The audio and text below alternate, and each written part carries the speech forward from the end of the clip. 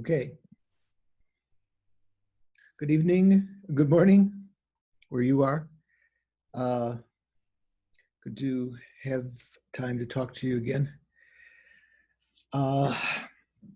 We've been talking about this glance meditation at the end of the Guru Puja. In Tibetan, it's called Lama Chopa. As you remember, Chopa means puja in Sanskrit. Puja means to please the mind of the teacher. Often we think of that meaning offerings, but Chopa is not limited to offerings. It also includes all the 7 limbs: prostration, offering, confession, rejoicing, requesting the Buddhists to turn the wheel of Dharma, requesting them to remain, and dedicating our virtues and so forth. So this prayer that we've been centering on, you probably recite twice a month if you do Lama Chopa at the center or if you do it at home. It's something that you can do alone when you're doing your Lamrim meditation, and in the way that I explained, every day putting emphasis on one of the verses and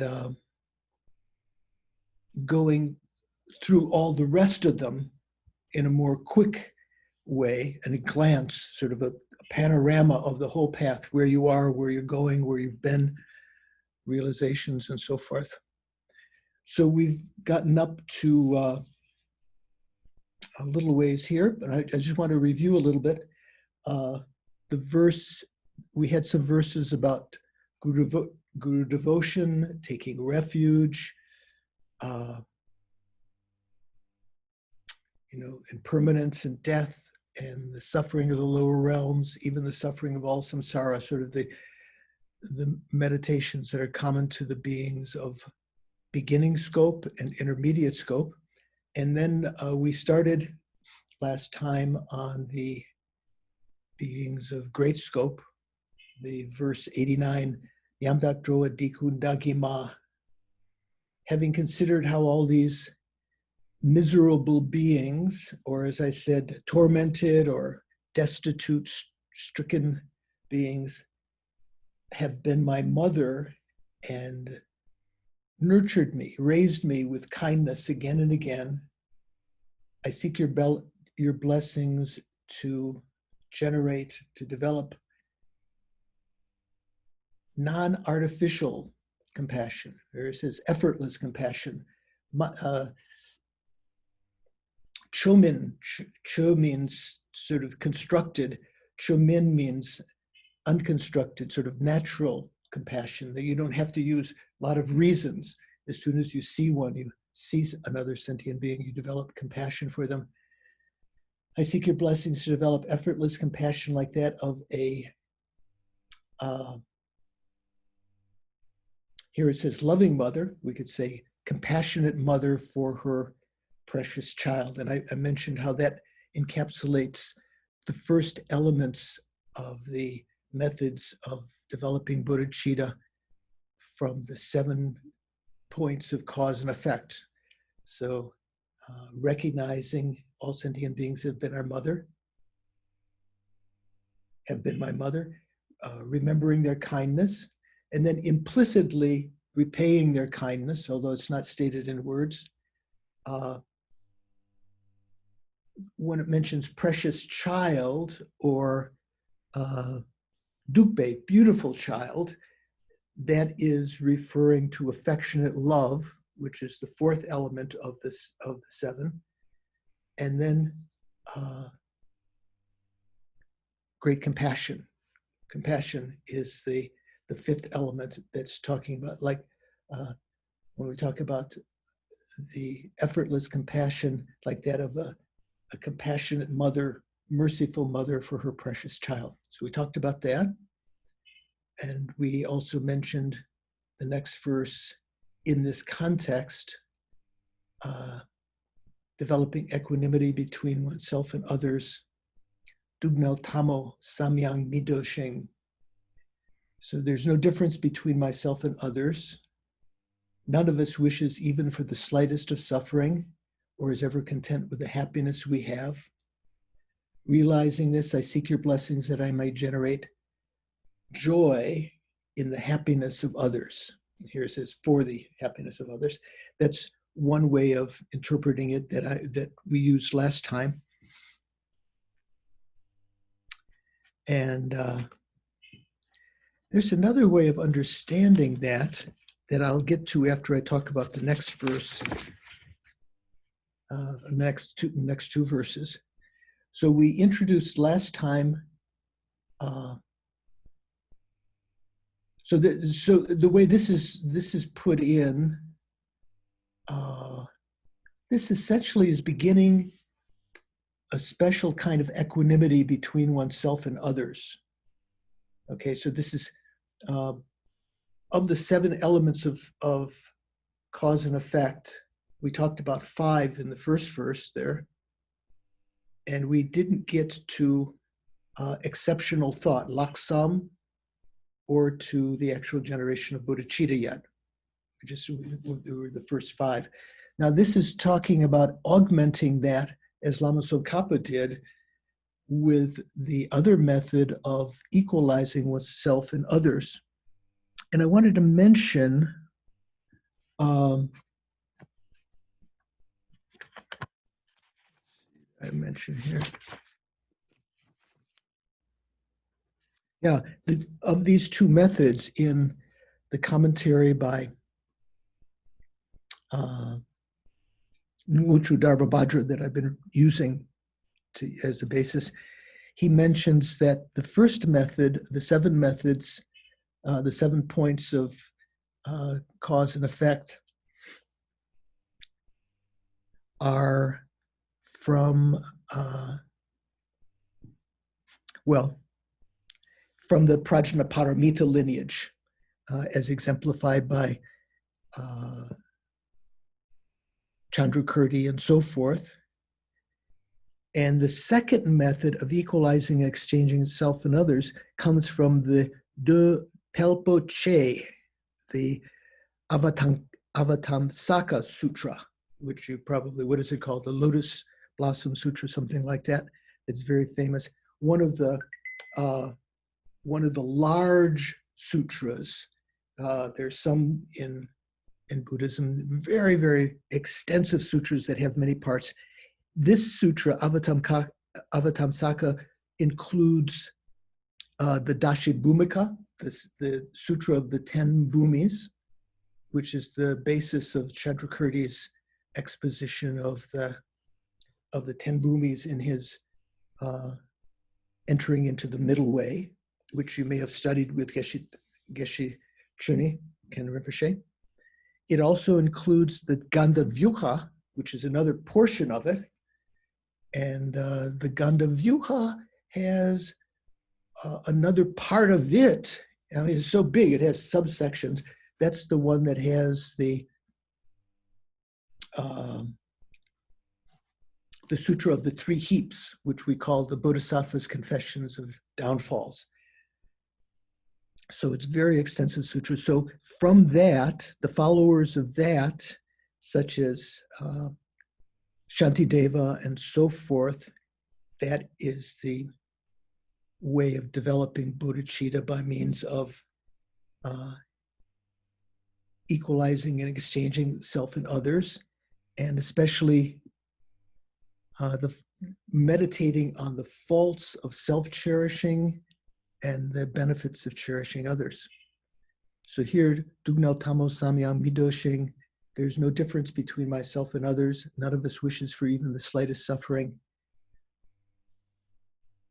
or is ever content with the happiness we have.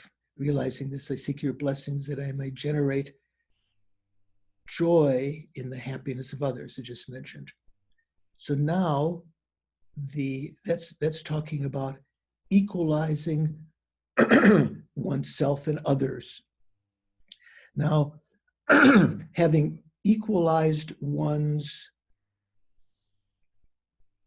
interest in the happiness of oneself, equalizing the happiness of others with that, feeling that's just as important, then to go in deeper to be able to more exclusively give up our cherishing of ourself and to develop cherishing of others is like the Buddhas.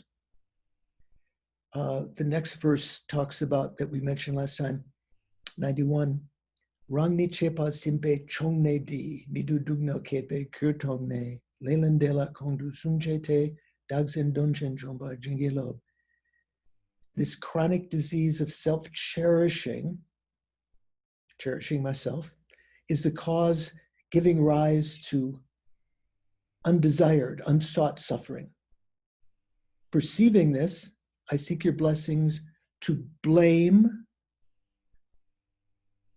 this, to blame and begrudge. So there's two levels. First, you place all the blames, like in, I believe Venerable Sankhya Khandro is teaching you the 7-point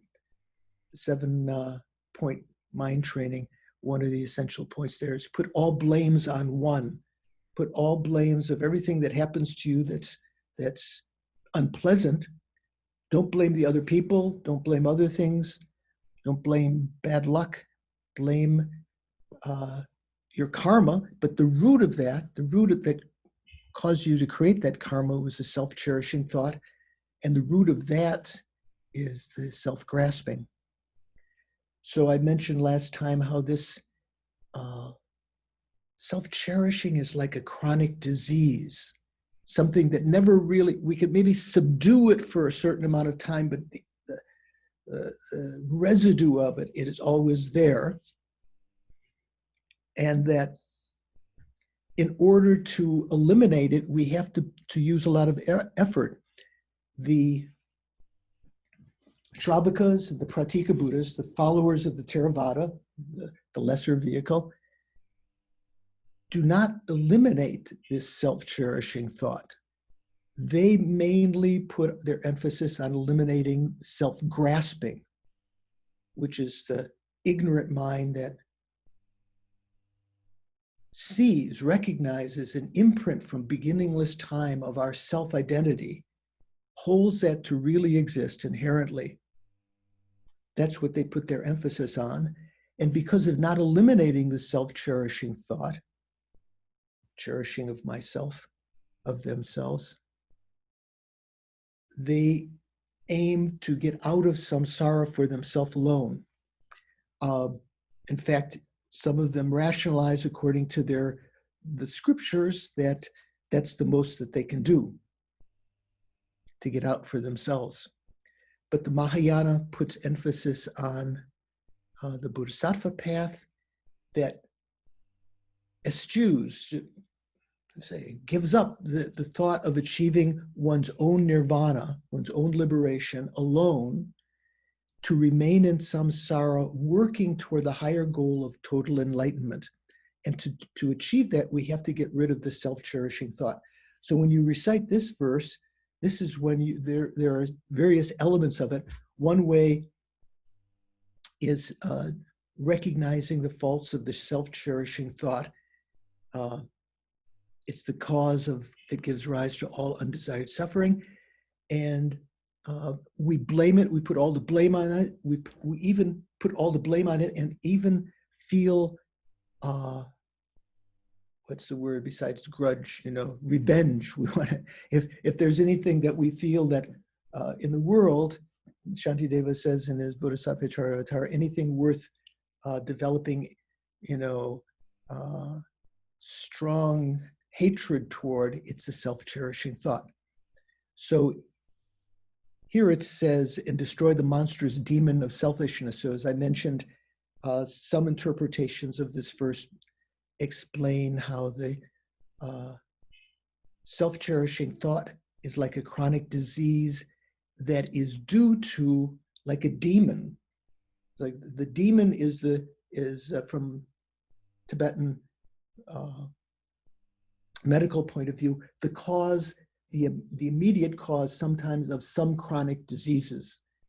And so you can cause the chronic disease to dissipate, maybe through medicine, but it's always going to be there until you destroy the cause of it, the demon, which is the self-grasping. So that's why it says Dagzin Donchen Jompa Jingilo. in Mutra Dharmabhadra's commentary, he says that it sort of seems to be implicit here that it's referring to destroying both the conventional, the main contradictory factor to conventional bodhicitta, which is a self-cherishing thought, and the main contradictory factor, the final contradictory factor to ultimate bodhicitta, which is the self-grasping. So remember, self-grasping is an ignorant mind. Self-cherishing attitude is something that even the Hinayana Arhats, who have destroyed all of the delusions, all of the self-grasping, they have destroyed, but they still have the self-cherishing thought. So that's I'm just reiterating what we had done last time. So now let's see here. Yeah. So now the next verse is contemplating the advantages of cherishing others. So first we equalize self and others. We meditate on the defects or the faults of cherishing ourself in many different ways. And then we also individually meditate on the advantages of cherishing others.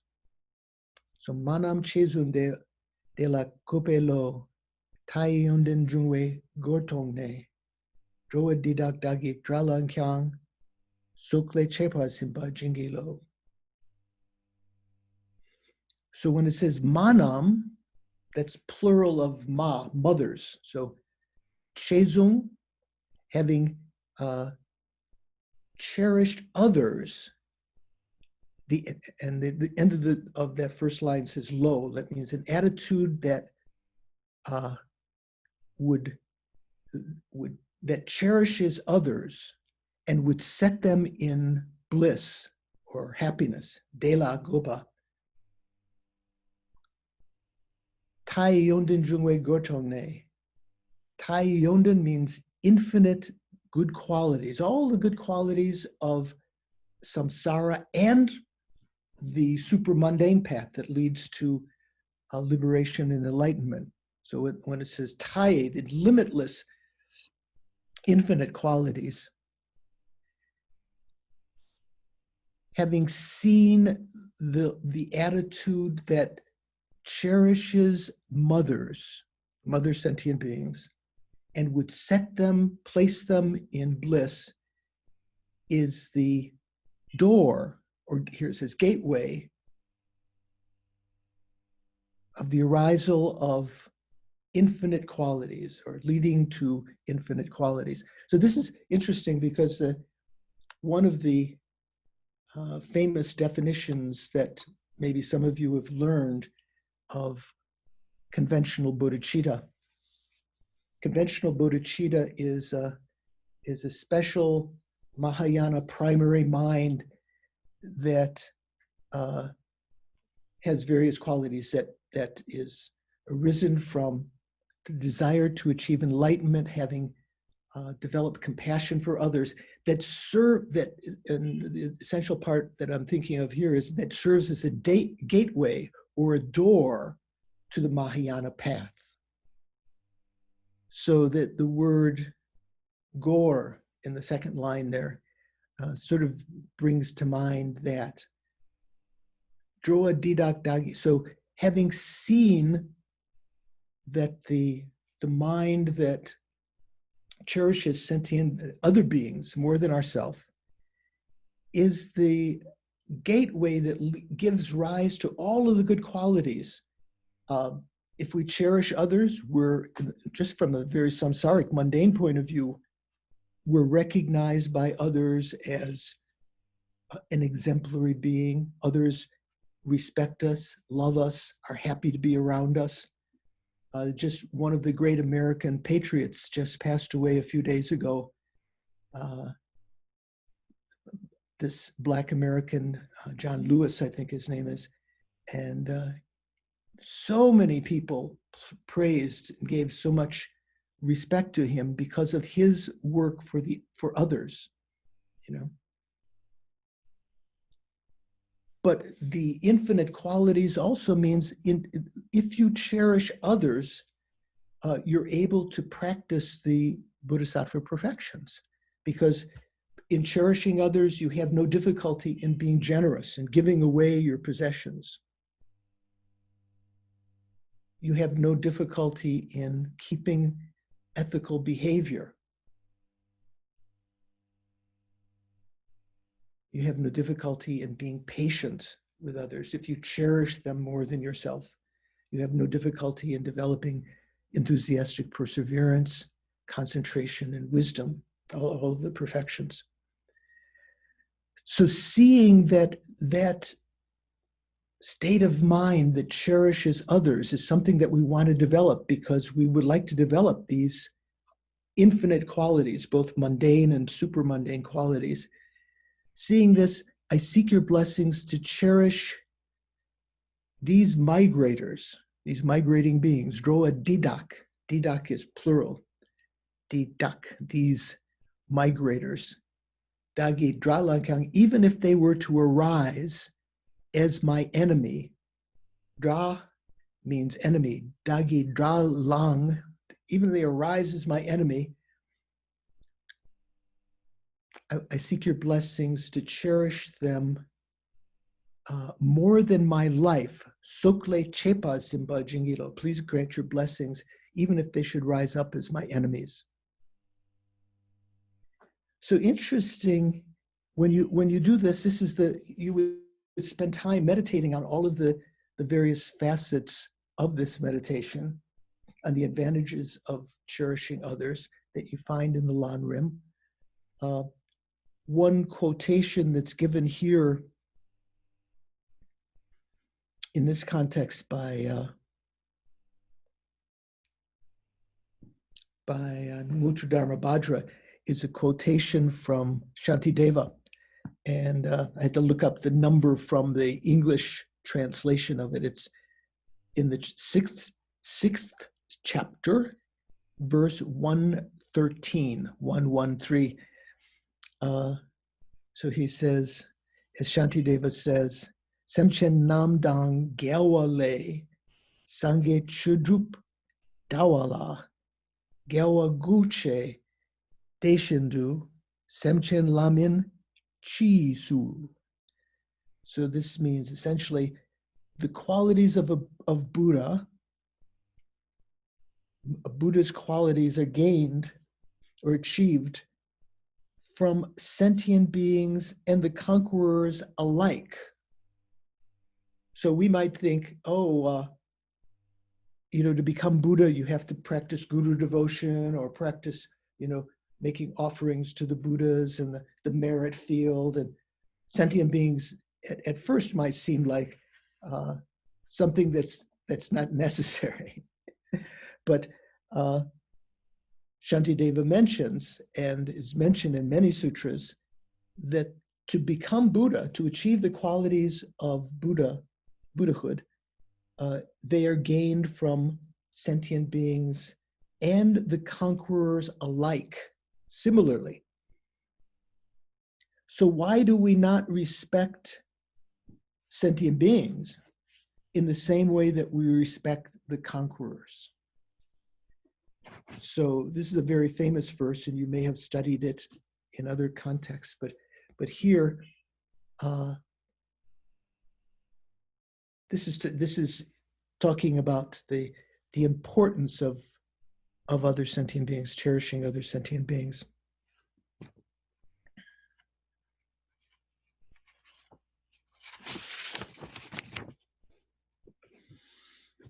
So, since beginningless time, we've cherished ourself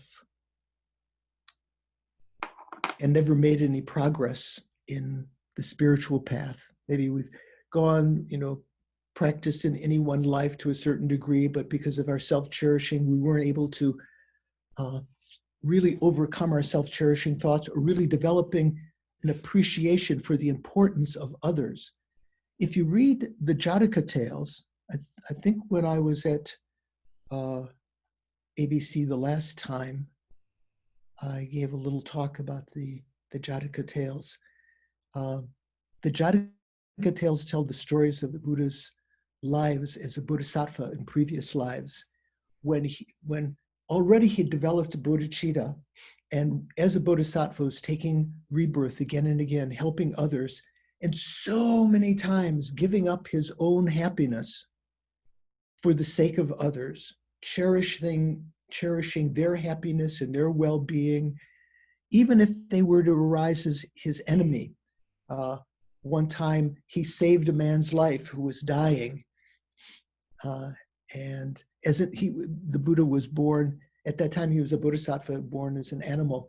He saved that man's life, and his only request to the man, because he having supernatural powers as an animal, being able to communicate with a human, his only request was not to tell anyone where he was, because he was a very beautiful, I think he was a very beautiful deer in that lifetime. But the man, when he returned to the kingdom, he was just a worker. He had heard, he got, felt great desire to have gain. He'd heard that the king's wife had desired to see this special deer, and he told the king where to find him, even though he'd promised the deer to protect himself, because he knew that if people saw his beautiful coat and being and so forth, they would capture him. So even though the person had done this to him, sort of, what would you say, sort of lost, didn't keep his word to this, he still cherished, he still worked for the benefit of that person and saved him, even when the king realized what the person had done, that he had betrayed this holy being. The king wanted to execute him, and the deer even asked that the man be spared because of that. So even more than one's life, even if sentient beings were to rise up as one's enemy, that would be the defining characteristic of this ability to, how you could find a demarcation of having cherished others. I found that if you have a chance to read the Jataka tales, there's also one volume called The Sutra of the Wise and the Foolish that has a lot of similar stories. You can see many situations like that. Now I'm going to come back to these last two verses, but let's go on to the next one.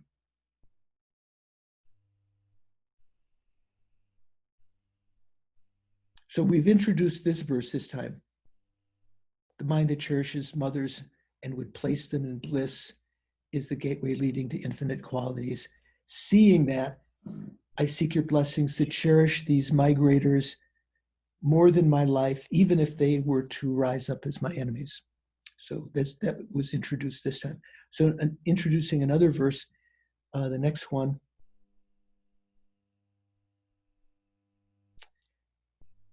This is a sort of now an abbreviation. It says Dorna in brief. So we talked about the defects of self-cherishing, the advantages of cherishing separately in the last two verses. Now this puts the two together. In brief, infantile beings, or children, chipa means children literally, but the Buddha referred to ordinary beings as sosokewo, as children or infantile. Here, John Lando translates infantile beings labor only for their own ends. So it says dona chipa rangdong gonadang, only for their own aims. We ordinary beings, our main goal, all of our activities, we work only for our own benefit. Now, you might say, oh, well, even a family person, the mother and father work for the welfare of their children, or the father works also to supply food for the wife keeps the home for the husband. So, how can you say that? It sounds like ordinary beings have no concern for others at all. But all of those actions are based on partiality, desire to work for your own, even nationalism, the heroes that we attribute to the armed forces and so forth, that we consider to be heroic beings. From a spiritual point of view, they're still partial. They're working for their own side against the enemy,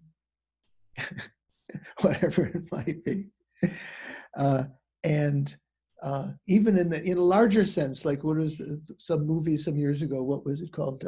Independence Day or something, the monsters come from outer space and all the people of the world, are fighting together. They're no longer considered themselves enemy. They're fighting against these other sentient beings who are from outer space somewhere, some, aliens. Even then, it's partial. So infantile beings work only for their own ends. That includes working for, just partial, those that you love, that love you, that respect you, working for them or working for yourself. Whereas Tube Wangbo, this is Munindra, which is one of the epithets of the Buddha. Tupa, like Tupten. Tup means able or Muni. Wangbo means like Ishvara. So the powerful able ones, which refers to the Buddhas, is one of the names. Shendong Bashik Sebayi. They work exclusively for the welfare of others. There's a big difference. We ordinary beings work only for our own ends. Where has that gotten us? Well, it may bring us some, wealth this lifetime, depending on one's karma. Cheating and stealing and or just working for one's own end in an honest way. You may have some happiness in this lifetime, but you won't necessarily develop the qualities that lead to liberation or enlightenment. Whereas the Buddhas, he says the able ones, the Lord of Munindra, the Lord of the Munis, work only for the welfare of others. Now, where's that gotten them? That has brought them along the Bodhisattva path to achieve enlightenment. And so thinking of those two things, Kyondan Yonden Yewa Tokbelo, with an attitude that analyzes, that investigates the defects of one. Kyun means defects, faults. Yonden means qualities. So with a mind that analyzes the divisions of qualities, faults and qualities. So what does that mean? So that means thinking of the defects of self-cherishing, how that has kept us within cyclic existence since beginningless time. Self-cherishing is causing our present, is a cooperative factor that causes our all of the unhappiness in the present time. And it will continue to cause us problems in numberless lifetimes in the future, cherishing oneself more than others. Whereas the benefits, the good qualities of cherishing others brings about the ability to practice the Bodhisattva path, to be happy in this lifetime, to be respected and loved by others in this lifetime. Seeing that, Dakshin Nyamje Nupa Jingilo. I seek your blessings to be able to equalize myself and others. enable or be able, power, to have the power to equalize and exchange myself with others. Interestingly, in Mutu Dharma Bhadra's commentary, in that very last line in the commentary, he doesn't mention the nyam, the equalizing. He just talks about this is grant me blessings, having understood the defects of self-cherishing and the advantages of cherishing others, grant me blessings to exchange myself and others. But it includes both.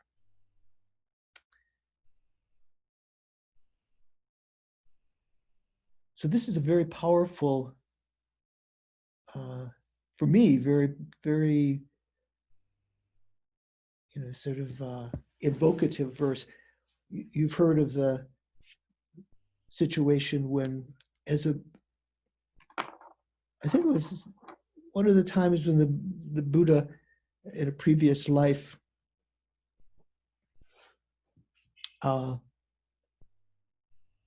took on the suffering of others more than his own, even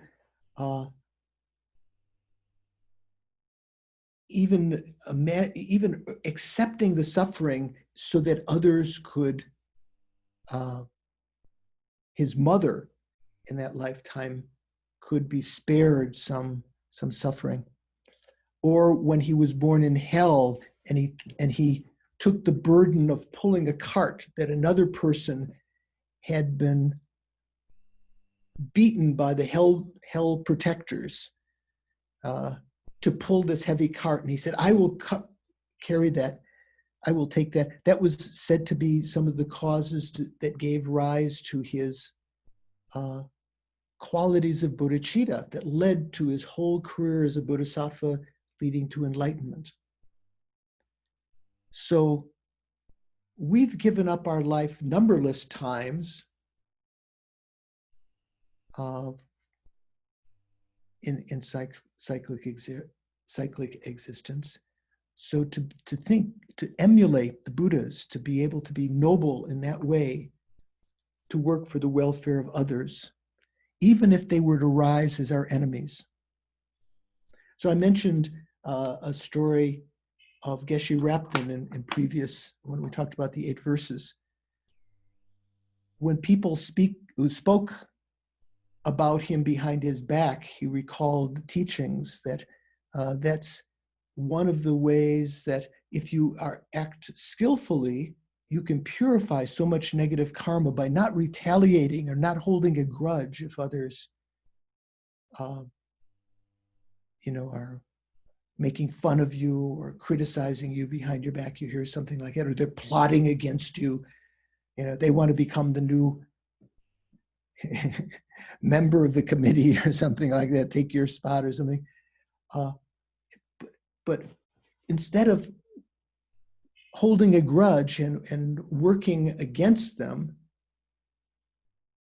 working for their benefit, to reply to their harm with benefit rather than, fighting fire with fire. With a mind that understands the distinction between the failings of one, the faults of one, and the advantages of the other, I seek your blessings to enable me to equalize and exchange myself with others.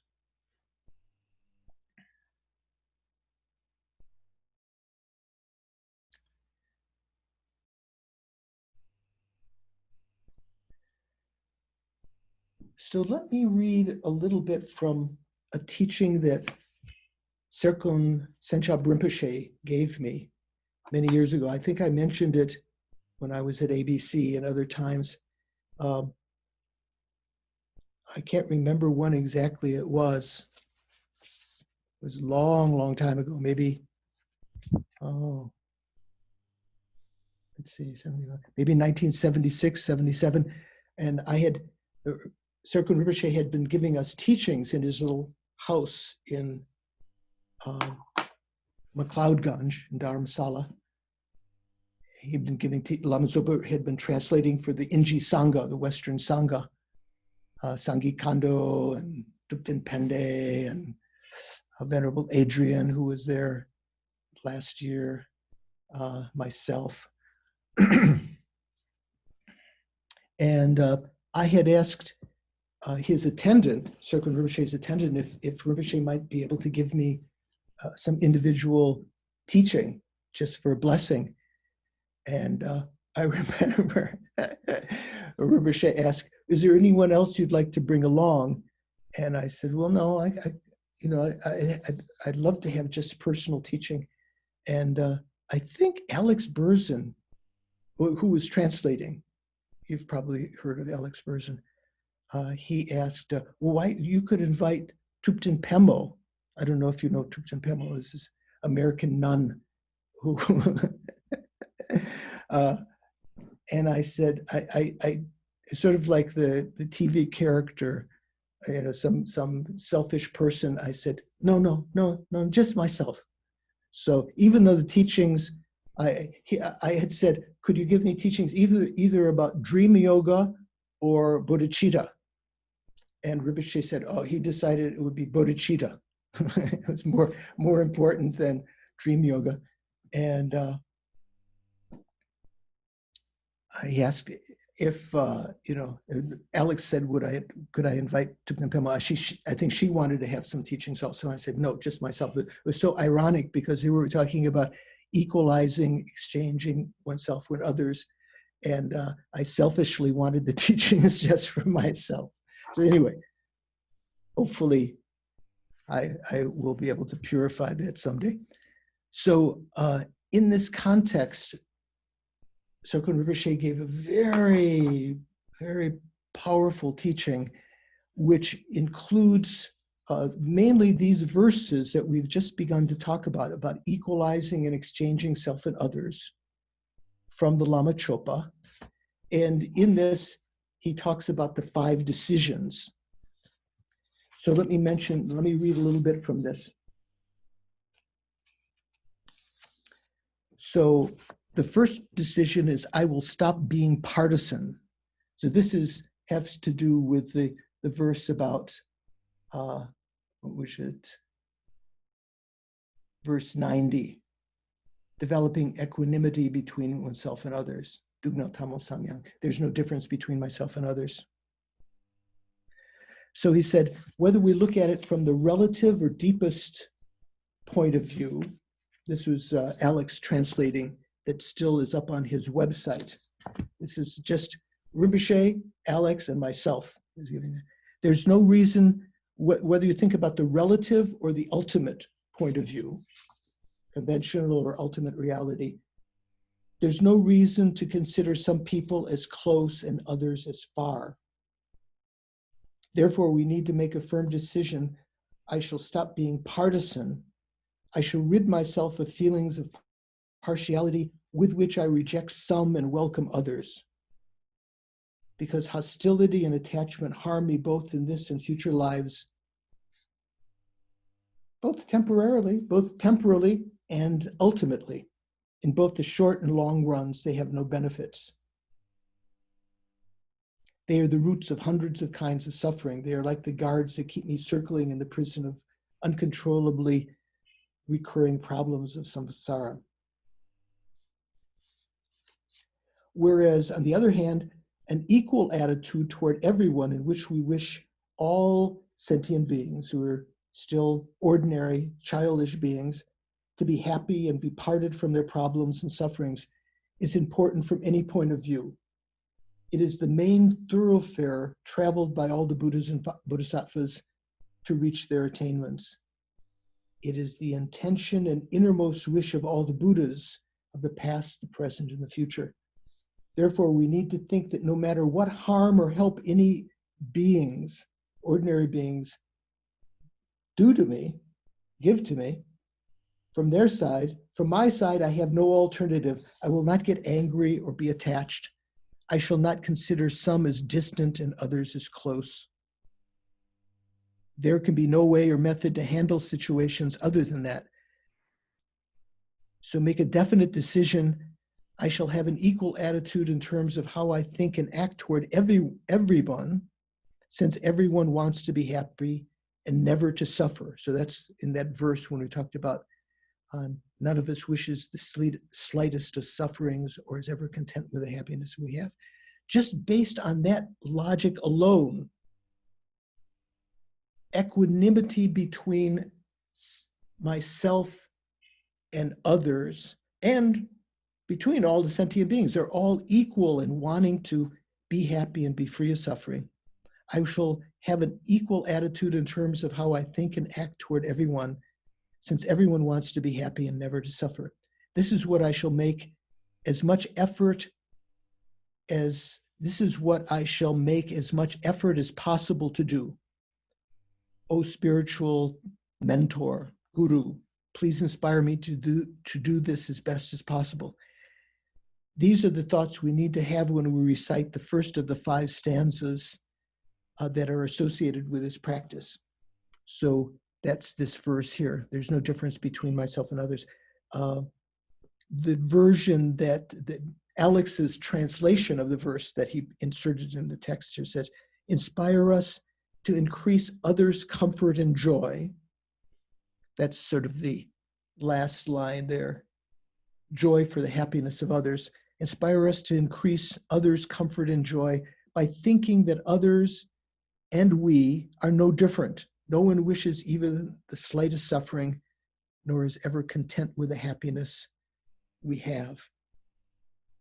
So this first verse, we pray to develop an equal attitude of having no feelings of closeness or distance in our thoughts or actions with respect to bringing about the happiness of sentient beings and eliminating the suffering of sentient beings equally.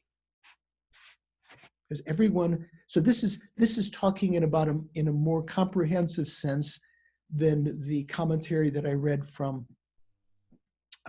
Muchu Dharmabhadra. This is talking about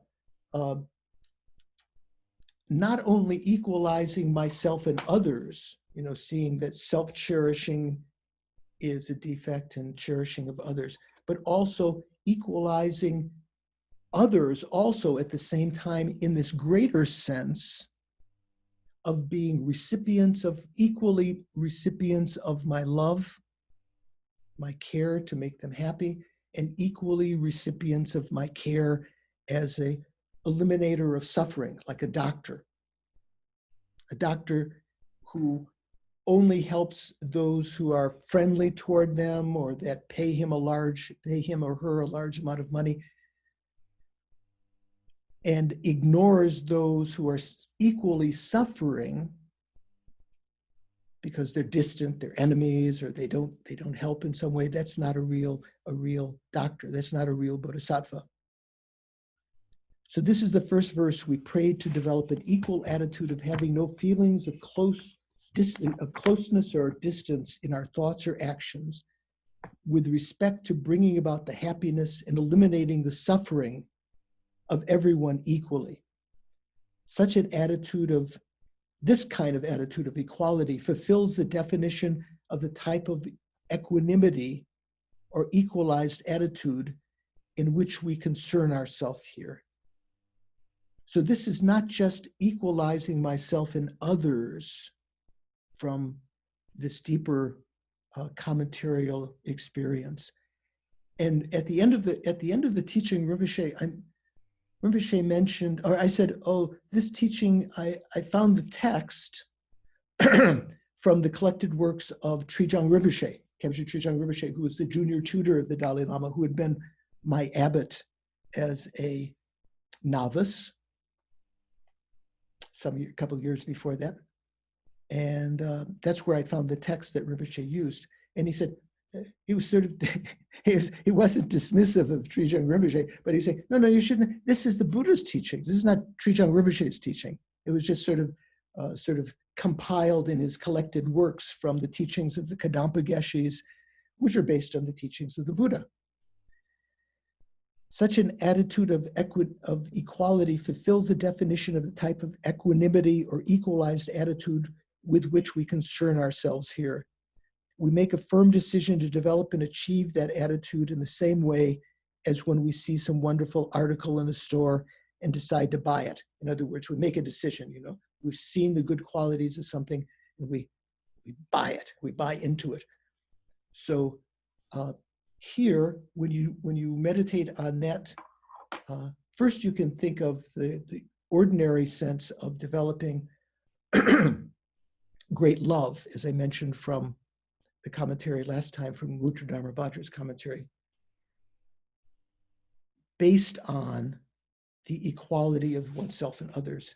But here also, in a more comprehensive sense, equalizing the others also as equally suitable to be the recipients of my care, both the loving care and the care that eliminates their suffering, like a doctor. Make sense? I wish I could see your faces. Okay, so then the next verse that we talked about, equalizing self and others, contemplating the faults of self-cherishing thoughts. So Rinpoche's commentary there. Next, we think about the faults of having a self-cherishing attitude.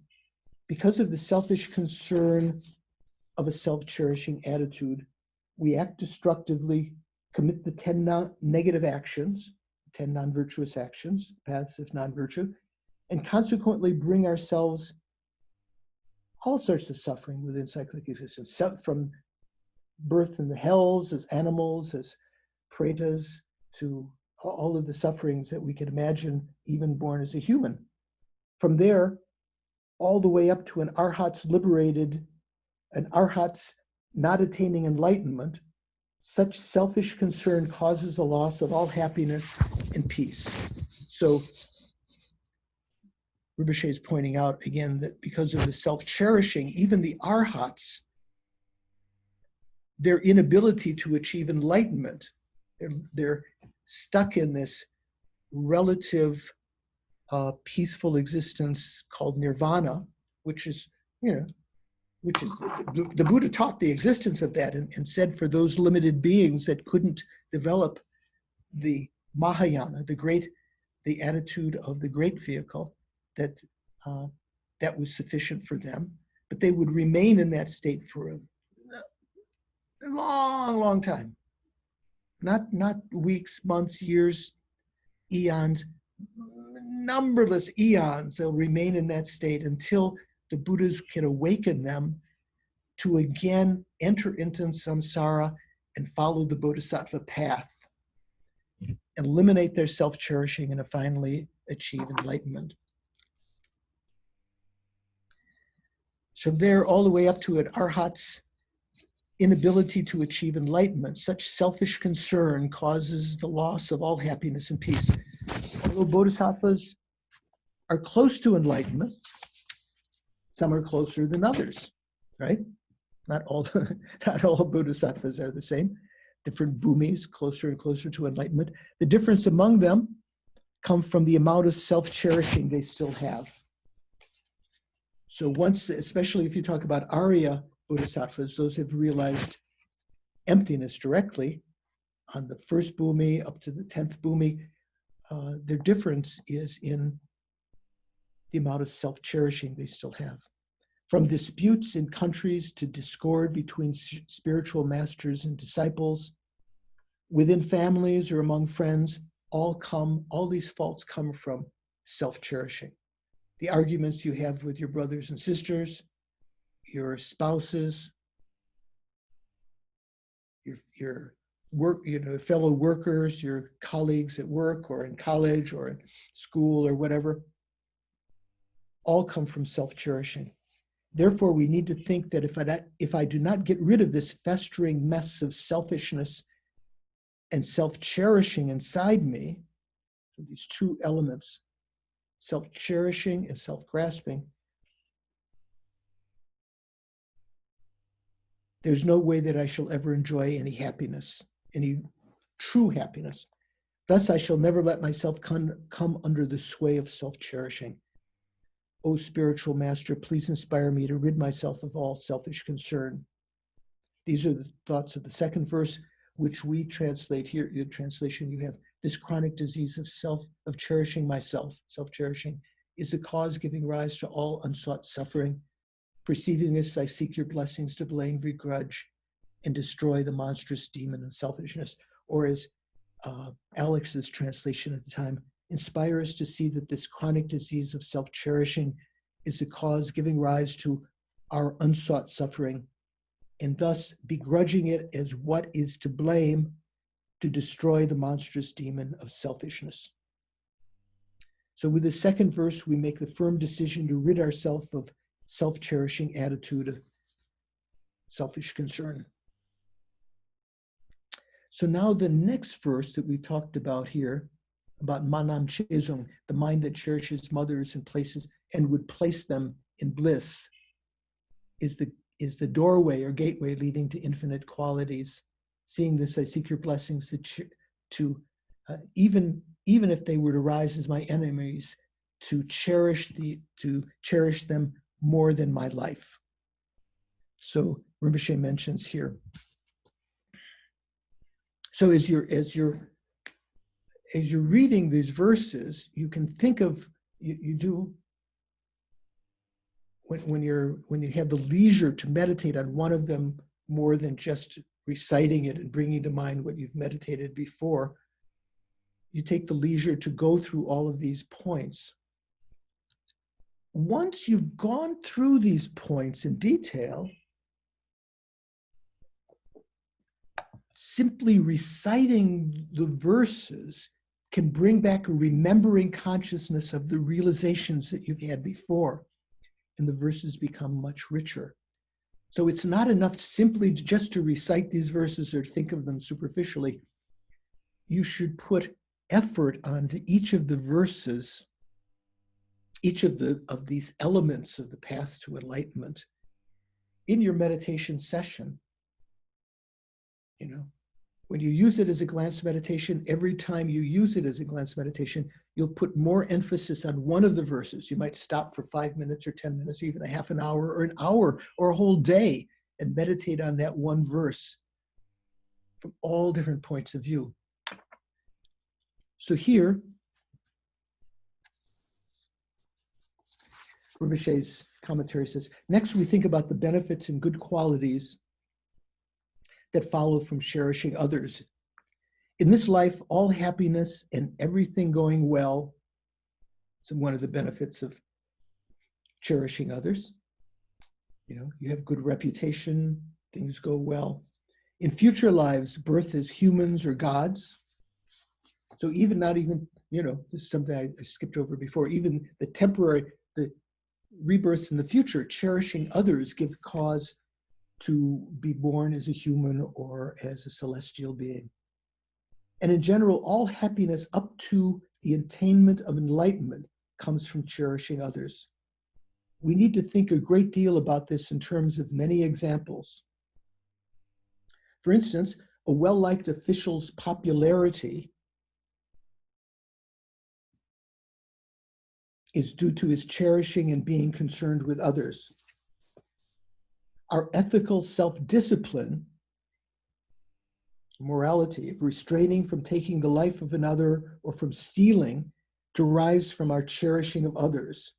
And this is what brings us rebirth as humans. So when we talked about the infinite qualities or the limitless qualities, the doorway that leads to limitless qualities, so even our ability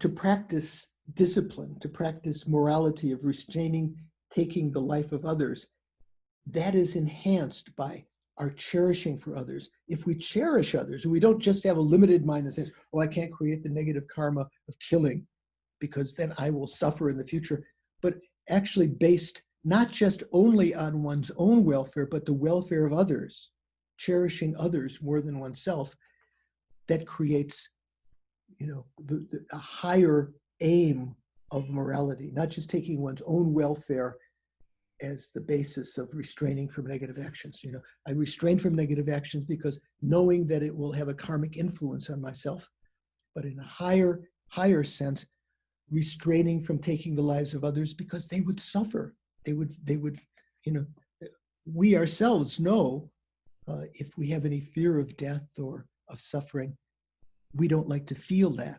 So having a cherishing of others, they can help us to restrain from taking the lives of others, or stealing. Not just, oh, I shouldn't steal because then I will be bereft of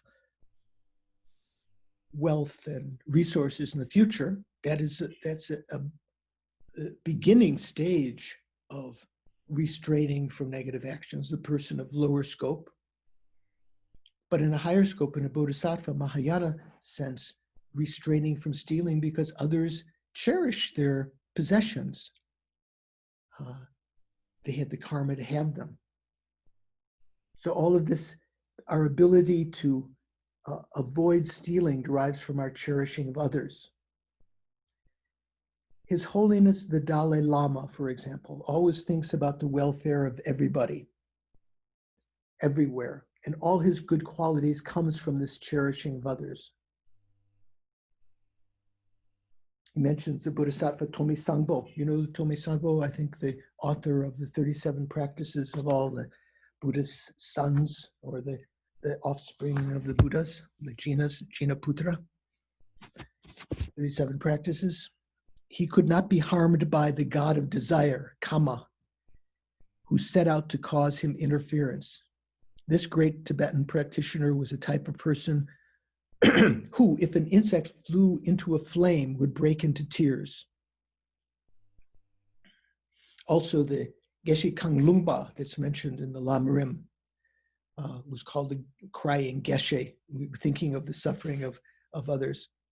He was sincerely concerned about all others, and so even ghosts and interferers, other kinds of spirit interferers, could not bring themselves to harm him. This was because, as the spirits themselves said, he had thoughts only of benefiting and cherishing us.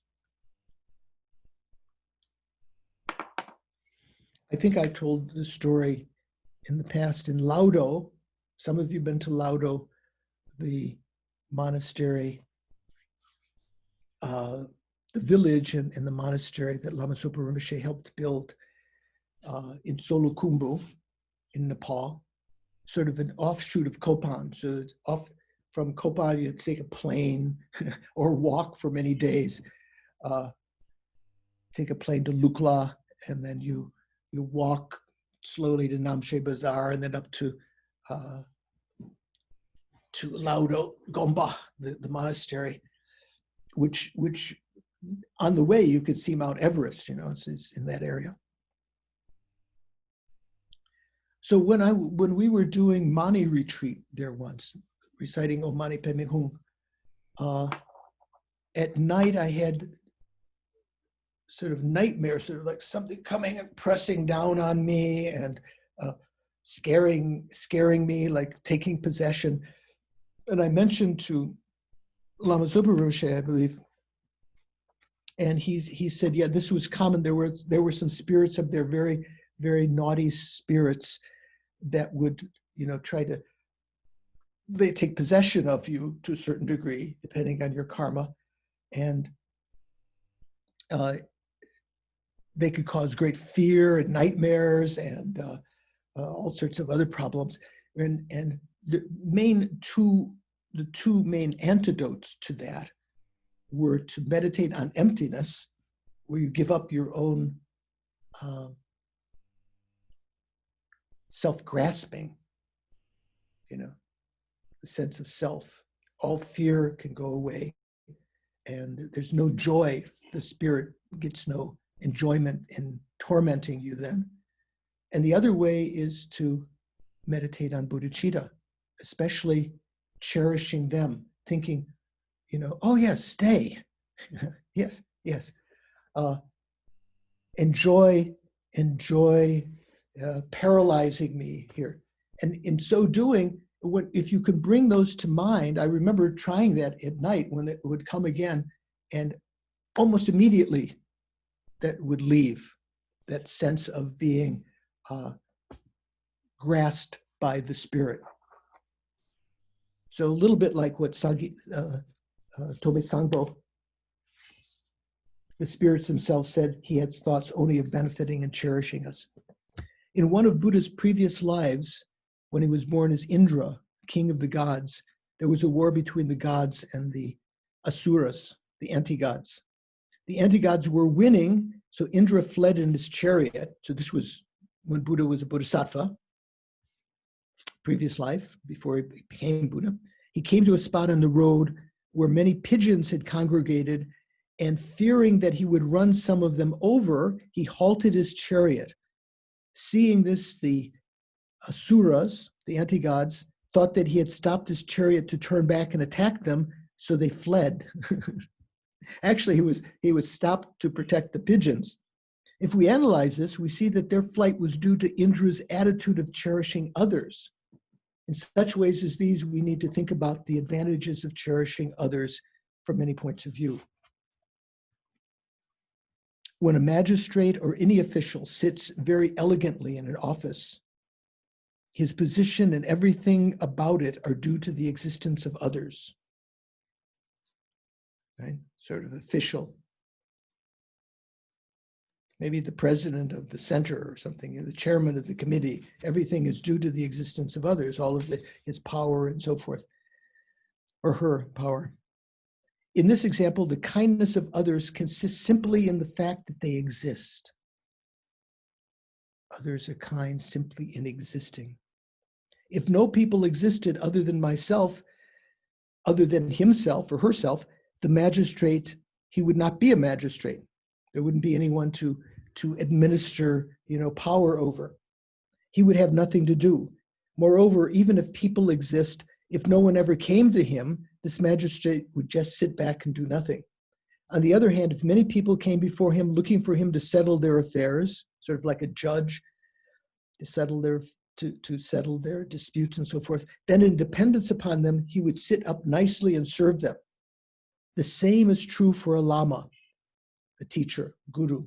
In dependence on others, he or she sits nicely and teaches. Their entire position is due to the existence of others for them to help. He teaches Dharma to benefit them, and thus his help comes from depending on others, such as through remembering their kindness. Likewise, it is through love and compassion, from cherishing others, that we can quickly become enlightened. For instance, if an enemy hurts us and we develop patience, and thereby we come closer to enlightenment, this has come about due to our cherishing the other. By practicing patience based on not just the thought of avoiding some harm to others because it would have repercussions on myself, but out of a concern for them, cherishing others, we come closer to enlightenment. This has come about due to our cherishing the other.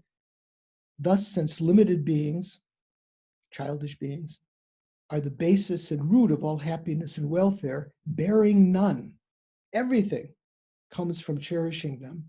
We need to decide that regardless of what they might do or how they might harm me, I shall always cherish others.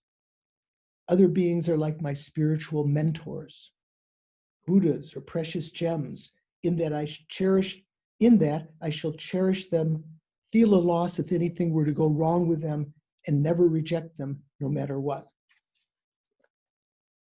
Very powerful. I shall always have a kind and warm heart toward them. Please inspire me, O spiritual mentor, never to be parted even for a moment from such a heart and feeling for others. And this is the meaning that Serkan Rinpoche explained here for this verse. The mind that cherishes mothers and would place them in bliss. I put the provisional would place them in bliss, because we don't necessarily have to have the ability to place them in bliss to have this mind. The mind that cherishes others and would place them in bliss is the gateway, the doorway leading to infinite qualities, limitless qualities. Seeing this, I seek your blessings to cherish these migrating beings more than my life, even should they rise up as my enemies. As Alex translated, inspire us to see the mind that cherishes our mothers and would secure them in bliss is the gateway leading to infinite virtues and thus to cherish these wandering beings more than our lives, even should they loom up as our enemies. In this way, we decide to take as our central focus the practice of cherishing others.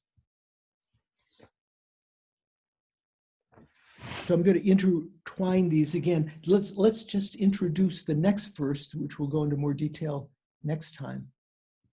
So we've talked about the defects of cherishing others, the advantages of cherishing, the defects of cherishing oneself, the benefits of cherishing others. So we've mentioned already, I guess, in brief, infantile beings labor only for their own ends, while the Munindras, the able ones, the Lord of the able ones, work solely for the welfare of others, with a mind understanding the distinction between the failings of one and the advantages of the other, the defects, the faults of one and the advantages of the other. I seek your blessings to enable me to equalize and exchange myself and others. So I gave a little bit of explanation before. Now this, in the 5 decisions that Rinpoche was talking about, this verse is talking about to decide that I am capable of exchanging myself and others. That's what this, from this point of view, is talking about.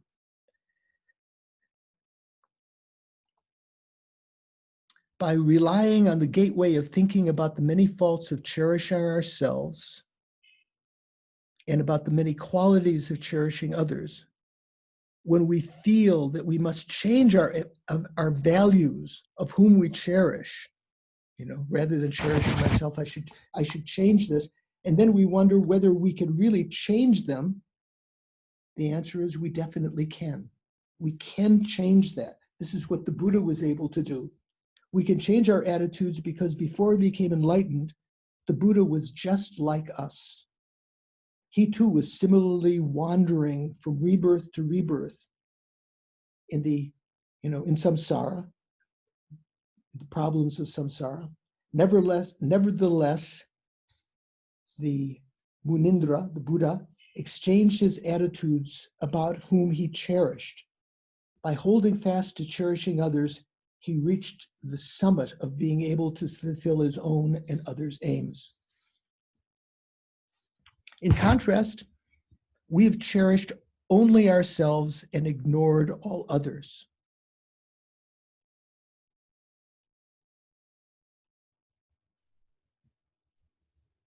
What do we say? Dorna, Chipa, Ranga, infantile beings like ourselves. We've cherished ourselves only and ignored all others, putting aside the slightest benefit, putting aside accomplishing anything of benefit to others. No need to mention we haven't helped others really very, very deeply. We've not even accomplished the slightest benefit for ourselves. You might say, well, I've made a lot of money, I've become powerful, this, that, and the others. But that's not, all of that is just the vision of this lifetime. Cherishing ourselves and ignoring others has made us totally helpless, unable to accomplish anything of real significance. We cannot develop a true renunciation or determination to be free of our problems. We cannot even prevent ourselves from falling to one of the worst states of rebirth. In these ways, we think about the faults of cherishing ourselves and about the benefits of cherishing others. If Buddha was able to change his attitude and he started out like us, we can change our attitude as well. So here, it's the point is mentioning that when it talks about Tubong Shendong Bashik Sebai, the Munindras work solely for the welfare of others. They worked. The Buddha worked for the benefit of others. So we can do the same thing. Not only that, but with enough familiarity, it is even possible to cherish the bodies of others the same as we take care of our own. We mentioned this before. After all, we took the drops of sperm and egg from our parents' bodies, namely, our parents, other people's bodies, and now we cherish them as our own bodies. What was it, our mind in the intermediate state, in the bardo, were attracted to this union of egg and sperm of our parents. We entered into it. It wasn't ours. We sort of took it over. We're sort of like squatting, like squatters in apartments. I don't know if you have that in Singapore, like they have in New York or cities. And now we cherish them as our own bodies. Of course, even the bodies grew up, you know, the egg and sperm began to mitosis, began to split and become larger into our present bodies. All of the generation of that body since then was due to taking nutrition, you know, maybe exercising, making your muscles bigger or something, but none of that was actually us. Therefore, we need to think it is not impossible to change our attitude. I can exchange the attitudes that I have toward myself and others. Therefore, however I think about it, it will not do unless I change the attitude I have towards self and others. I want to exchange the attitudes. So exchange means you don't become others. It means you exchange your attitude of how you consider the importance of them. You consider others as more important than yourself. It is something that I can do, not something I cannot do. Therefore, inspire me, O spiritual mentor, to do this. This is the thrust of the fourth stanza. And the way that Alex translated it, in brief, starts off the same, in brief, Dorna. Inspire us to develop the minds that understand the distinctions between the faults of infantile beings, slaving for their selfish ends alone, and the virtues of the king of sages, the Munindra, the Tupe Wangbo, working solely for the welfare of others, and thus to be able to equalize and exchange our attitudes concerning others and ourselves. This is the decision we make here, that we can definitely exchange our attitudes concerning cherishing self and others. So as I mentioned, if you do meditate on each of these verses, first you imagine white light coming from the merit field, or just from the Guru alone, purifying the obstacles that are preventing us from cherishing others, that are constraining us to still cherish ourself more than others. And then golden light coming, bringing the inspiration, the blessings of the Buddhas and Gurus. As it said here, grant me blessings to be able to equalize and exchange our attitudes of self and, self and others.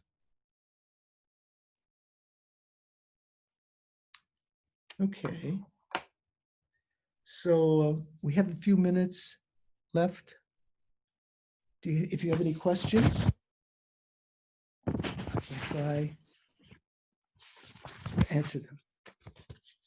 Do you have anything today? Maybe there's no one there. Maybe I've only been talking to Chen Hao. I don't know. Okay.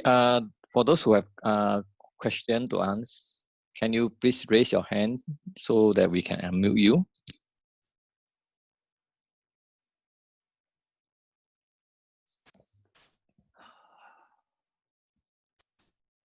No hands. Okay, now we have a question from Violet. Okay, Violet, you can unmute yourself. Good evening, Venerable. Good evening, Violet.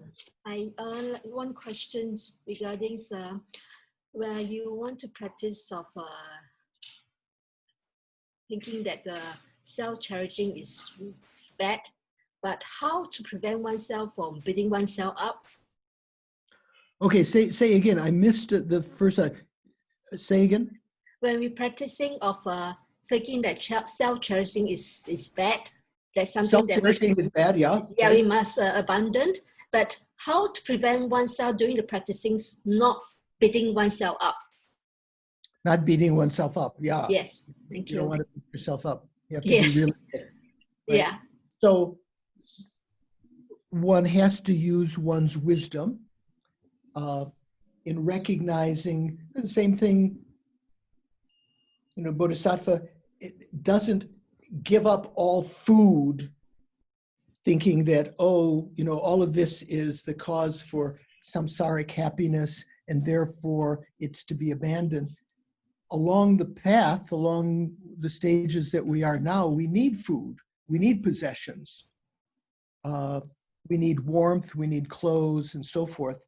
So, but the reason that we need them, the reason that we take care of ourself, what is this saying? I have some alert here. Start my video. Okay, I thought it was started. Okay. The reason that we utilize food and clothing and possessions is to be able to help others. So the self-cherishing attitude, this is something that one has to contemplate. It's not something that one forces oneself to do arbitrarily, thereby beating oneself up, right? One has to have the reasons to understand why, the benefits of that, the benefits of cherishing others, the defects of cherishing oneself. Like a person who is on a diet. They've been nibbling on the potato chips or the, I don't know, what's the thing in Singapore that you eat that people always say, that's the thing I've got to give up. Fattening thing, what is it? Violet, what do you think? Don't know. No, donuts. No idea. No idea. So one has to see the defect, or let's say to someone who is addicted to alcohol or tobacco or drugs or something. If you just force yourself not to indulge in those things, it won't last very long. It's what is called hairy renunciation.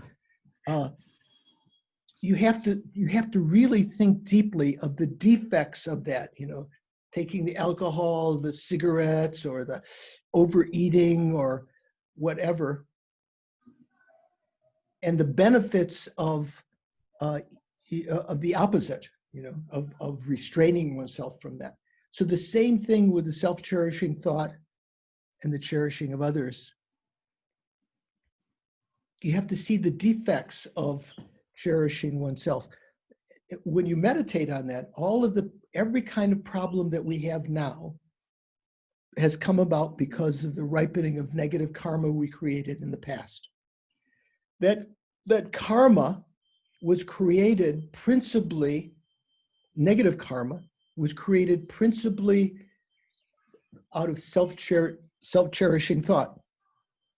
We stole, we said sharp words, we berated others, all of the various things. We killed, we went fishing and hunting and so forth. All of those were motivated out of self-cherishing thought, which in turn was motivated by self-grasping. So seeing those two as enemies again and again in very deep ways, that is when you naturally will start to lessen your self-cherishing, and you'll have the energy to it when the temptation comes, when the self-cherishing attitude rears its ugly head again, you're able to ignore it on the basis of your wisdom and on the basis of your good heart, cherishing others, knowing that your self-cherishing attitude prevents you from considering others as important. Okay? Okay, can I have another question? Yeah. Thank you. Violet, I think we have to give the others a chance, okay? Yeah. Okay, no problem. Okay. We have Faye next on the line. Faye, you can unmute yourself. Hey, Faye. Hi, Venerable. Hi, Faye. I was wondering, how do you respond to, say we're trying to help others and maybe they take advantage of us, knowing that we have that desire to help others? I mean, for me, in my past experience, there are people who might appear like they need help, and so I give them help, but they don't really need it. and then I decide to focus my attention to elsewhere, but I do feel hurt. I mean, is that self-grasping? Do I continue helping that person? Like, what would you suggest? So again, it takes a balance. As I mentioned, when we reach a very high state, like the Buddha in his previous lives, when he was the deer, for instance, and he saved a hunter from drowning, and the hunter later betrayed him to the king, and the king came and was going to kill the deer until the deer, the Bodhisattva at the time, the Buddha, said, talked, and the king was just so amazed, and he explained the deer explained that this person who had betrayed him was one that the deer had actually saved from death. How did he get there? Yeah. So when we reach that stage, we can even, no matter what people do, like the verse that said, even if they were to rise up as my enemy, to cherish them more than my life. So at this point, when we reach, if we just go to a party, or we go out, we meet people, they may try to take advantage of us, and I'm not speaking for myself, I don't know about you, but myself, I'm not at that level where I can act totally altruistically and cherish someone who's taking advantage of me, because I don't have the ability, like the Buddha, to be able to inspire them with my clairvoyance, knowing their intentions, and not having attachment to my own body and so forth. So this is a little bit like Violet's question of beating oneself up. You don't have to beat yourself up because you're not capable of doing that now, but as an aspiration to work toward that goal slowly, through developing wisdom, overcoming our self-cherishing attitude. And you may amaze yourself sometimes. Sometimes people find it very irritating to listen to someone else drone on, talking to, you're just boring you. Sometimes that's a waste of time. Sometimes it's idle gossip. But sometimes you may be able to, I hear some echo coming back, but I guess that's okay. Sometimes you may be able to endure that, something that you yourself might find irritating, simply out of your cherishing of the others. So it's a gradual process. It's not something that, in 1 year or 1 week or a couple of days or a couple of meditation sessions, you're going to be able to actualize, but it's a goal. These meditations all depend upon first recognizing the importance of devoting oneself to a spiritual teacher, to developing an appreciation for the value of this perfect human rebirth, understanding death and impermanence, the suffering of the lower realms, the suffering of all of samsara. All of those things, without actualizing those meditations beforehand, it would be totally amazing that we would be able to cherish others more than our life, right? So this is we're seeing a panorama of where we're going, where we can go. Like driving a car down the road, you're going to, I don't know, was it, to Malaysia or some town, or some location in Singapore. You don't see that right now in front of you. You just see the road in front of you, but you know where you're going. So we know that our destination is to be able to equalize and exchange ourselves and others, to practice the Bodhisattva path, to eventually give ourselves for others. But at that point, it won't be beating ourselves up, killing ourselves. We will have trained ourselves along the way. So what you need to see in perspective are all the other meditations of this glance meditation. Well, essentially, the meditations on the stages of the path to enlightenment. So I guess an Arya being within that situation would not be hurt, right? He or she would just. Well, they would have, yeah, they wouldn't, say for instance, they wouldn't be going, they wouldn't be getting into relationships with people with expectation that the other person would benefit them in some way, right? That's usually what when we get into relationships with others, we expect them to treat us nicely, you know, in return. The Bodhisattva, even with clairvoyance, may recognize what their motivations are to begin with,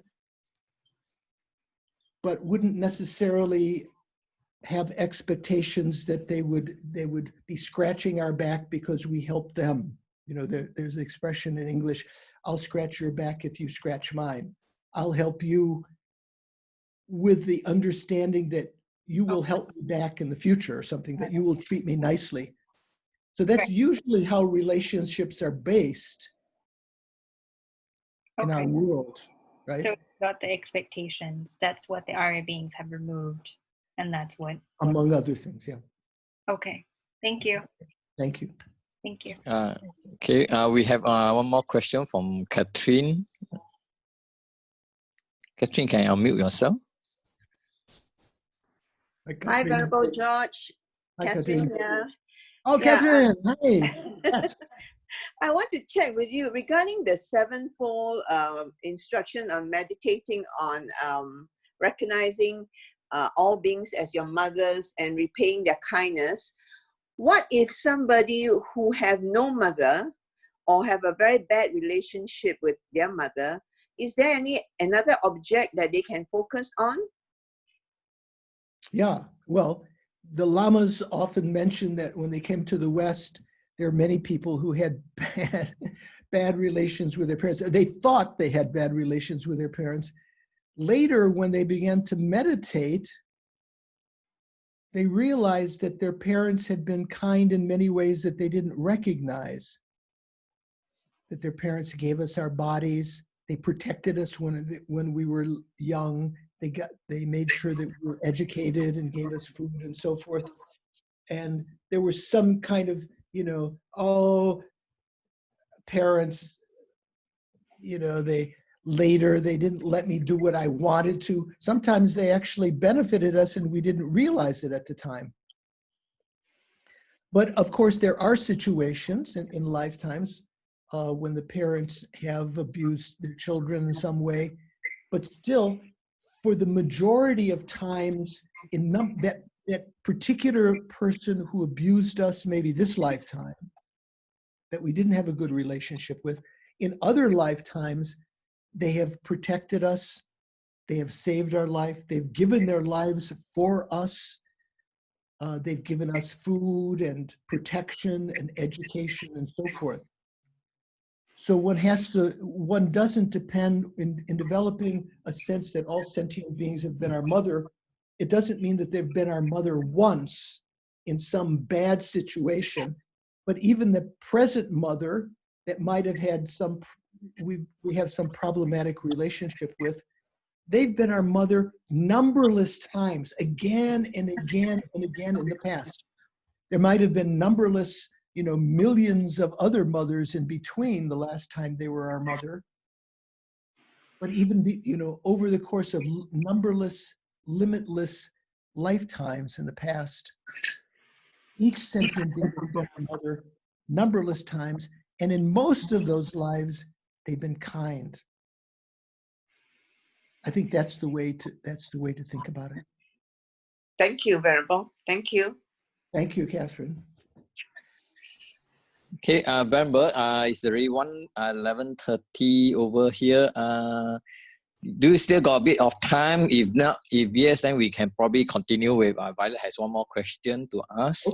Okay, I have time. I can go. Yeah. Yeah, okay. Violet, you can unmute yourself and ask your question since there's no one else on the line. No? You get a second chance, Violet. Yeah.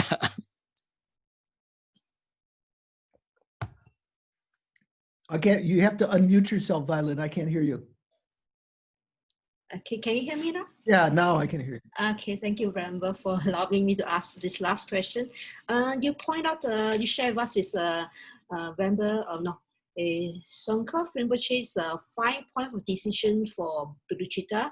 Can you list down the 5 points? Because I'm a bit lost when you go through it. I can remember is the first one is abundance of partisans. The second, third, and fifth, I'm a bit lost already. We didn't get through all 5. It was just because they have to do with this and the next verse, and then the verse after that. So we just talked about 3 of those. The first one, I will stop being partisan. That means I will equalize my concern for others, whether they, helped me or not, whether they're wealthy or poor or ugly or annoying. I will work for their benefit equally in the same way that a benefactor who's giving out alms, a real true benefactor would not give alms only, gifts or, food and so forth, wouldn't give food only to the beggars that were beautiful or friends, would give food equally to everyone who was starving. And a doctor would eliminate pain, not just of the people that paid you big money or were friends or socially important, but would eliminate the pains and the suffering of everyone. Like that, I will give love and remove, and out of compassion, work to eliminate the suffering of everyone. That's the verse about equanimity. That's the decision. And then the decision about the next one is, I will rid myself of self-cherishing. That's the verse about the defects of cherishing oneself. And then I shall cherish others. I will definitely cherish others. That's the verse that we talked about, the great advantages of cherishing others, even if they were to rise as my enemy. And then this verse that we just talked about, so that's 3, right? Equanimity, faults of cherishing oneself. I won't cherish myself, I'll cherish others. It's 3. And the 4th one, I'm definitely able to exchange myself and others. That's the verse that we talked about today. What did we say? Because the page is divided up here. Dorna chipa rang dongona dang. In short, childish beings labor only for their own ends, while the able ones work solely for the welfare of others. With a mind understanding the distinction between the failings of one and the advantages of others, I seek your blessings to enable me, so this is so that I'll be able to equalize myself and others, because we know that we are able to do that. The Buddha was able to do that. Other, Lama Zopa Rinpoche, Kanda Rinpoche, others have been able to, at various stages along the path, develop that ability to overcome our self-cherishing and gradually change the level. At first we cherish ourselves completely and the cherishing of others is very low. Slowly to change that. First of all, equalizing, and then so that we cherish ourselves almost not at all when we become a bodhisattva, and cherish others entirely. So that was the 4th one. So the next one that we'll talk about next time is, I shall definitely exchange myself and others as my main practice. That will be the next verse that we have not introduced yet. That's the one that we'll introduce next time. Okay? Thank you very much. Thank you. So I hope everyone is happy there, that there's not a resurgence of this virus that's going around the world. There's still a lot of it here in the States. And I look forward to talking with you again next Saturday morning there, next Friday night here. Take care. Okay, thank you. Bye. Take care. Bye-bye now.